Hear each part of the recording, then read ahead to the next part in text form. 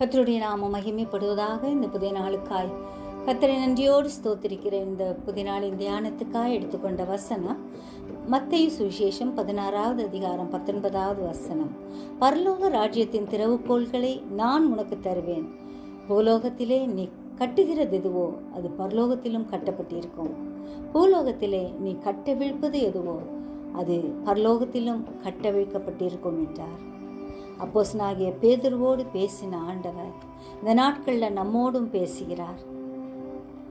நாம் ஒருமனப்பட்டு ஜெபிக்கிற ஜெபத்தை கேட்கிற தேவனாயிருக்கிறார்.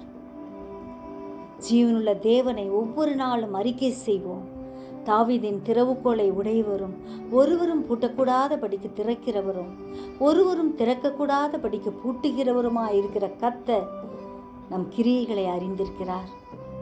நமக்கு கொஞ்ச பலன் இருந்தும் அவருடைய நாமத்தை மறுதலியாமல் அவருக்காக நாம் வாழும்போது கர்த்தர் நமக்காக யாவையும் செய்து முடிப்பார்.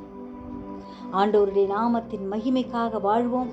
கர்த்தர் நம்மை உயர்த்துவார். ஜெபிப்போமா? ஜீவிக்கிறதா நல்ல இயேசுவே, இந்த அருமையான நாளுக்காக நன்றியோடு ஸ்தோத்திரிக்கிறோம். உண்மையே அறிக்கையிட உடைய நாமத்தின் மகிமைக்காய் ஜீவிக்க எங்களுக்கு வேண்டிய கிருபையை அதிகப்படுத்தும்படியாய் கெஞ்சுகிறோம் ஐயா. எங்களுடைய சொல் செயல் சிந்தைமை பிரியப்படுத்திட்டோம். நடைவுடைய பாவனைமை பிரியப்படுத்திட்டோம். ஆவி ஆத்மா சரீரத்தை பாதுகாத்துக்கங்க. எப்பொழுதும் கர்த்தருக்கு பரிசுத்தம் என்று எங்கள் நெற்றியில் எழுதியிருக்க கிருபைதாரும். வாசிக்கிற நிருபங்களாய் பிரதிபலிக்கிற கண்ணாடிகளாய் வைத்து ஆசீர்வதியும் உயர்த்தும். ஆண்டவரே, நாங்கள் உமக்கு பிரியமாயிருக்க கிருபை தரும்படியாய் கெஞ்சுகிற ஐயா.